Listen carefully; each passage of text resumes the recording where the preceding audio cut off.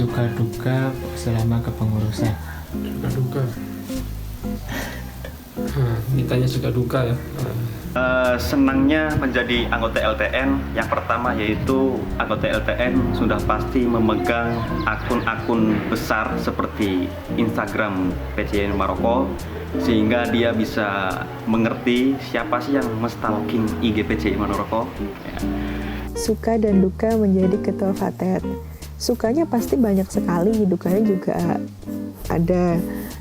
Sukanya adalah karena Fatayat ini badan otonom yang baru saja merintis, jadi banyak hal-hal baru yang kita pelajari, banyak hal-hal baru yang kita dapatkan.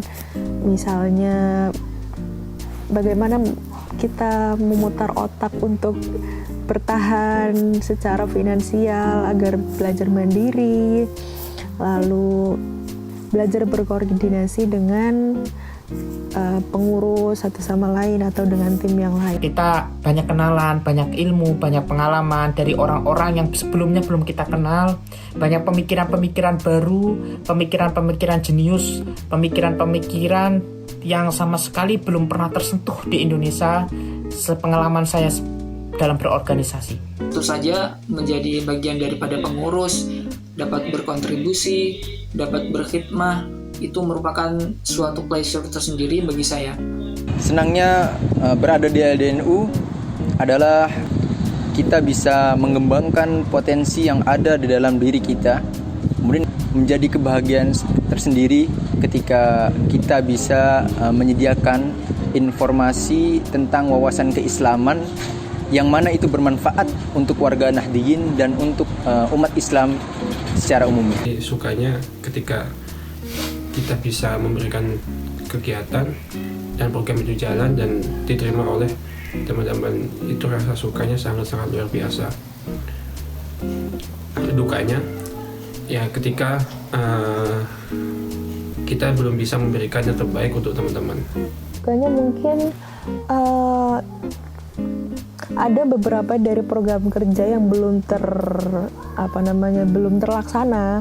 Itu ya menurut saya kurang memuaskan gitu loh. Jadi ya untuk dukanya, karena LPNU ini bergerak di bidang perekonomian dan juga keuangan, tentu saja hal yang sering bikin kita pusing adalah soal pencatatan maupun sinkronisasi data. Dukanya selama berkhidmah di LDNU ini adalah ketika kita sedang melaksanakan program kerja, di saat yang bersamaan itu bentrok dengan ujian di universitas. Nah, itu kita dituntut untuk bagaimana membagi waktu antara belajar ya, mutolaah, dengan tetap menjalankan program kerja yang akan kita canangkan, laksanakan ketika ujian itu. Kemudian untuk dukanya mungkin karena pekerjaan sering ngaret ya, sehingga akhirnya terbengkalai sampai akhirnya ada pekerjaan baru yang lain. Jadi antara pekerjaan desain atau pamflet atau banner itu tertumpuk dengan pekerjaan-pekerjaan yang lain. Konflik internal tiap lembaga tentu ada. Apalagi kalau kita sudah berhubungan dengan kerja dalam berkhidmah dalam organisasi, ketika semisal meminta tulisan-tulisan warga Nahdliyin yang terbilang agak sulit. Salah satu program kita adalah membuat buletin, tetapi program tersebut tidak didukung baik oleh warga-warga Nahdliyin, sehingga tentu ini menjadi problem tersendiri bagi kami. Terlebih ketika kita juga mau mengadakan Basul Masail, itu juga tidak didukung baik oleh warga Nahdliyin, dan itu membuat kami merasa down, tidak bersemangat. Tapi tentu nilai-nilai negatif-negatif tersebut menjadikan kita semakin berpikir menjadi dewasa, karena sesuatu yang dalam berorganisasi, sesuatu tidak harus sesuai dengan keinginan kita. Ada hal-hal yang tidak bisa kita harapkan tapi terjadi. Terakhir, pesan sebelum sampean turun. Pesannya yang terakhir ya.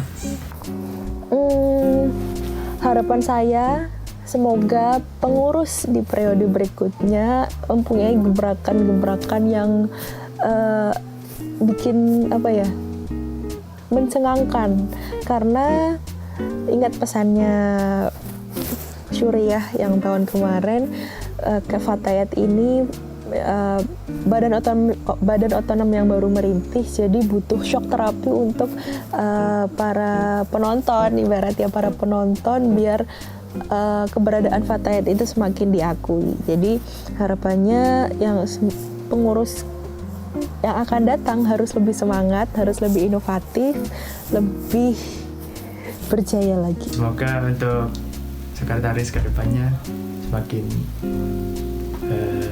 solid dan semakin bisa menata administrasi kepengurusan PCINU Maroko.